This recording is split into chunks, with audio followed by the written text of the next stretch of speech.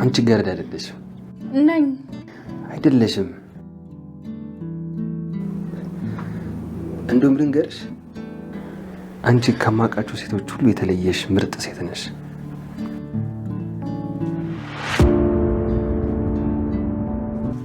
ቆንጆ ነሽ።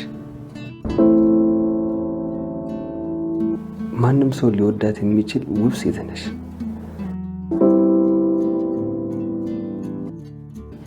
ከራስሽ በላይ ለሌሎች የምታስቢ ምርጥ ሴት ነሽ።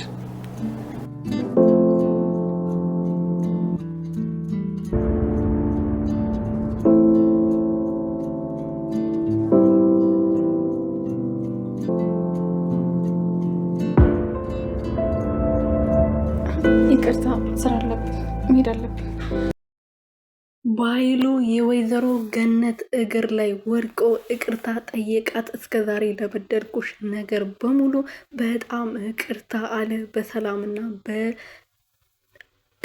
በብሌን በዳግም ፊት ለፊት ይቅርታ ጠየቃት። ግን ይቅርታ የጠየቃት የማስመሰል ነበረ፣ እውነት ሳይሆን ከዚህ በፊት ስንት ዓመታት ሙሉ የለፋው ወረቀት አንተ ነበርክ ቀዳደ ፊቴ ላይ የጣልክብኝ፣ አንተ የተረገምክ፣ ጭራሽ ልጄ ደግሞ የአንተ ሰይጣን የሆንክ ሰውዬ ጋር ነው የምንሰራው ወይስ የት ነው የምታውቃት ልጄን? በማለት ገነት ፊት ለፊታቸው ተናገረች። ሰላም ሰላም ቤተሰብ እንዴት ናችሁልኝ?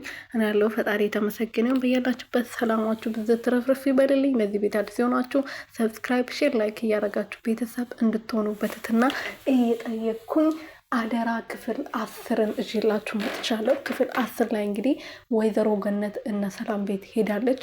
ብሌንዬ እግሯ ስር ወርቃ እናትሽን በህይወት እያለች ከአንቺ መደበቅ አልነበረብኝም፣ ግን ወድጄ ሳይሆን በልጄ ልጅሽን እገልብሻለሁ፣ ልጅሽ በህይወት አለ፣ ግን ለብሌን እውነተኛ እናቷ በህይወት እንዳለች ከተናገርሽ ልጅሽን አስወግደዋለሁ ብሎ ስላስፈራሩኝ ነው እንጂ ወድጄ አይደለም። ለስንት ዓመታት ስትናፍቂያት የነበረው ልጅ እናትሽን ሞታለች ብዬ የተናገርኩት፣ እባክሽ ልጄ ይቅርበኝ፣ እኔ እኮ ያላንቺ ማንም የለኝም በማለት እነ ሰላም ቤት መጣ።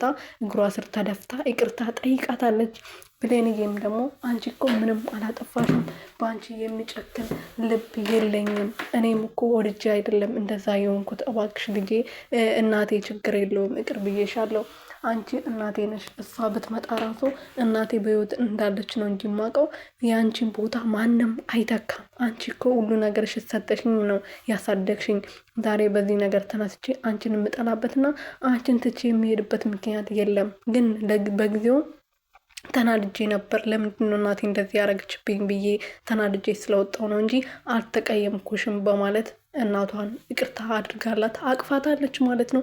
ገና እሱ ሳይጨርሱ እንግዲህ በኃይሉ ተደናግጦ ስለነበረ ቃል ደውላላት የብሌን እናት ወደ ቤት እየመጣች ነው ብላ ነግራው ስለነበረ ሮጦ ነበር የመጣው። ወደ ቤት ሲገባ ከገነት ጋር ፊት ለፊት ሲተያዩ ገነት እንግዲህ ከዚህ በፊት ስራ የተሻለ ስራ ለመስራት ወረቀቷን ይዛ እንዲፈርምላት እና ወደ ቢሮ ሄዳ ነበረና እሱ ደግሞ ያቃት ስለነበረ ከዚህ በፊት የብሌን እናት መሆኗን ስለሚያውቅ ወረቀቱን ቀዳዶ ነበረ የጣለባት ማለት ነው ፊቷ ላይ።